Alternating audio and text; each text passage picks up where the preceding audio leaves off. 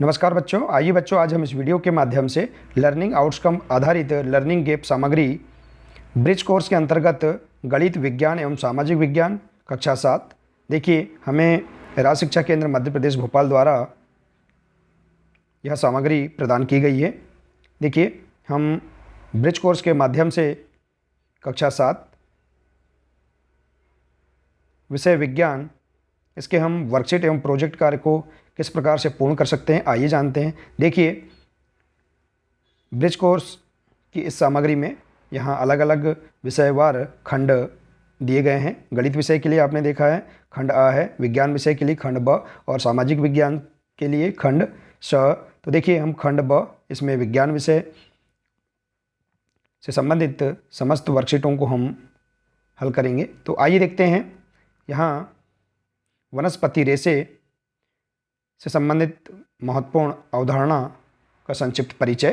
तो देखिए यहाँ पर दिया है लर्निंग आउटकम एस 601, जिसमें हम पदार्थों और जीवों जैसे वनस्पति रेशे आदि को अवलोकन योग्य विशेषताओं जैसे बहा, आकृति, बनावट, कार्य, गंध आदि के आधार पर पहचान करते हैं। तो आइए देखते हैं वनस्पति रेशे,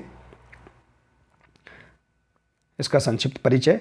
इसके बाद हम इसके अंतर्गत वर्कशीट और प्रोजेक्ट कार्य को हम कैसे पूर्ण कर सकते हैं देखेंगे। तो देखिए यहाँ दिया है तंतु की परिभाषा दी है। वस्त्र तागे या धागों से मिलकर बनते हैं तथा तागे भी पतली लड़ियों से मिलकर बने होते हैं, जिन्हें हम तंतु कहते हैं। देखिए तंतु किसे कहते हैं? वस्त्र तागे या धागों से मिलकर बनते हैं, तागे भी पतली लड़ियों से मिलकर बने होते हैं, जिन्हें हम क्या बोलते हैं? तंतु कहते हैं। इसी प्रकार से देखिए यहाँ दिया है पादप तंतु क्या है?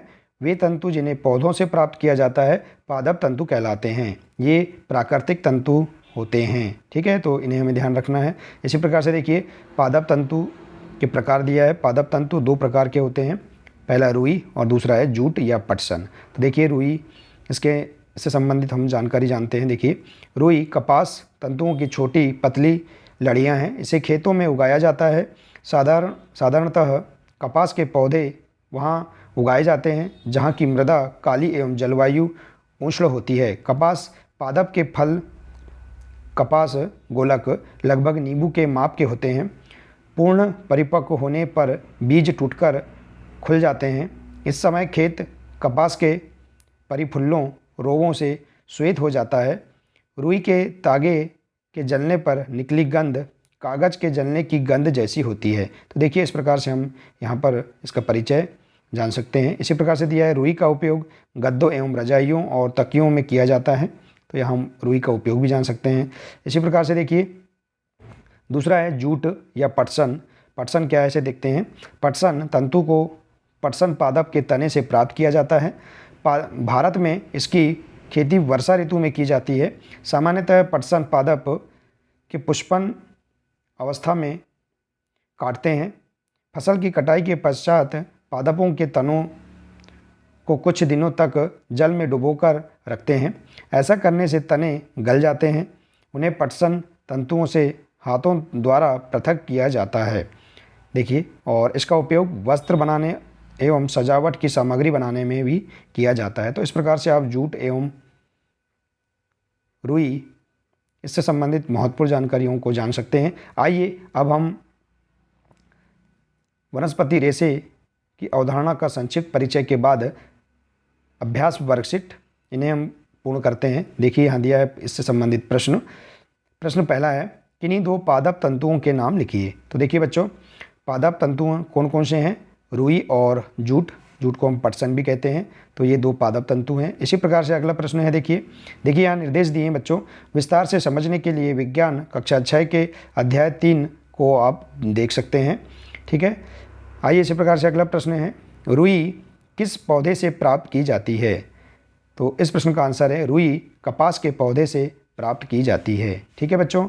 इसी प्रकार से अगला प्रश्न है रुई के उपयोग लिखिए। तो रुई का उपयोग गद्दों, रजाइयों और तकियों में किया जाता है। तो इस प्रकार से आप इसके उपयोग लिख सकते हैं। आइए इसी प्रकार से अगला प्रश्न है रुई एवं पटसन पौधे के किस भाग से प्राप्त होते हैं?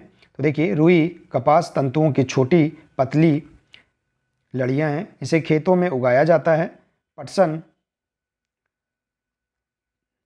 पटसन तंतु को पटसन पादप के तने से प्राप्त किया जाता है। तो देखिए इस प्रकार से आप यहाँ पर रुई और पटसन पौधों के किस भाग से प्राप्त किए जाते हैं उन्हें आप यहाँ इस प्रकार से लिख सकते हैं। इसी प्रकार से अगला प्रश्न है, जूट के कोई दो उपयोग बताइए। तो देखिए जूट का उपयोग वस्त्र बनाने एवं सजावट की सामग्री बनाने में किया जाता है। ठीक है, आइए हम इसी प्रकार से इसके अंतर्गत जो प्रोजेक्ट कार्य है इसे हम देखते हैं। प्रोजेक्ट कार्य दिया है, पादपों से प्राप्त होने वाले तंतुओं को चिपकाएं एवं दैनिक जीवन में उन तंतुओं के उपयोग लिखिए। तो देखिए आप यहाँ पर पादप तंतुओं को आप यहाँ चिपका सकते हैं। पादप तंतु कौन कौन से हैं? रुई और जूट। तो देखिए आप रुई जो कपास है उसका आप यहाँ पर चित्र उसे आप यहाँ चिपका सकते हैं प्रोजेक्ट कार्य में, और जूट का चित्र भी आप यहाँ पर चिपका सकते हैं। ठीक है बच्चों, देखिए अब इसके बाद देखेंगे दैनिक जीवन में रुई एवं जूट का उपयोग। तो हम इस प्रकार से लिख सकते हैं, जूट का उपयोग वस्त्र बनाने एवं सजावट की सामग्री बनाने में किया जाता है, और रुई का उपयोग गद्दों, रजाइयों और तकियों में किया जाता है। ठीक है, तो इस प्रकार से आप इनका उपयोग भी लिख सकते हैं। ठीक है, तो इस प्रकार से आप इस प्रोजेक्ट कार्य को पूर्ण कर लेंगे। आइए इसी प्रकार से हम स्व आकलन से संबंधित जो प्रश्न हैं इन्हें हम इस प्रकार से पूर्ण कर सकते हैं। देखिए स्व आकलन इससे संबंधित प्रश्न पहला है, निम्न में से कौन से पादप तंतु हैं? देखिए यहाँ 4 ऑप्शन दिए हैं, ऊन, रुई, रेशम और जूट। तो देखिए पादप तंतु कौन कौन से हैं? रुई है और जूट। ठीक है, अगला प्रश्न है, रुई एवं जूट तंतु को आप कैसे पहचानोगे? तो देखिए रुई और जूट तंतु वस्त्र तागे से मिलकर बनते हैं तथा ये पतली लड़ियों से मिलकर बने होते हैं। तो इस प्रकार से हम इनकी पहचान कर सकते हैं। नेक्स्ट है, रुई व पटसन प्राकृतिक तंतु है या संश्लेषित तंतु है? तो देखिए रुई एवं पटसन एक प्राकृतिक तंतु है। अगला प्रश्न, जूट से बनने वाली 2 वस्तुओं के नाम लिखो। देखिए जूट से क्या क्या बनता है? वस्त्र बनता है और सजावट की सामग्री। ठीक है, इसी प्रकार से देखिए अगला प्रश्न है, निम्नलिखित में से कौन सा रेशा त्वचा के लिए सर्वाधिक उपयुक्त होगा? तो देखिए टेरिकॉट, नॉयलॉन ये सब त्वचा के लिए सर्वाधिक उपयुक्त नहीं है। तो देखिए कपास जो है ये त्वचा के लिए सर्वाधिक उपयुक्त होगा। तो देखिए इस प्रकार से हम यहाँ पर स्व आकलन से संबंधित इन महत्वपूर्ण प्रश्नों के उत्तर भी इस प्रकार से हम दे सकते हैं। ठीक है बच्चों, तो बच्चों देखिए बहुत ही सरल तरीके से हम यहाँ पर देखिए वनस्पति रेशे इससे संबंधित महत्वपूर्ण वर्कशीट एवं प्रोजेक्ट कार्यों को हम पूर्ण कर सकते हैं। देखिए बच्चों बहुत ही सरल वर्कशीट है। तो बच्चों आशा है कि आपको ये वर्कशीट बहुत अच्छी लगी होगी। बच्चों आप कक्षा 6 विषय विज्ञान ब्रिज कोर्स के अंतर्गत इसी प्रकार के और भी अन्य वीडियो प्राप्त करना चाहते हैं तो आप इस चैनल को सब्सक्राइब अवश्य कर लें और बेल आइकन को प्रेस जरूर कर लें ताकि आपको इसी प्रकार के और भी अन्य वीडियो सबसे पहले आप तक पहुंचते रहें। तो बच्चों आज के लिए सिर्फ इतना ही है, मिलते हैं नेक्स्ट वीडियो में। नमस्कार।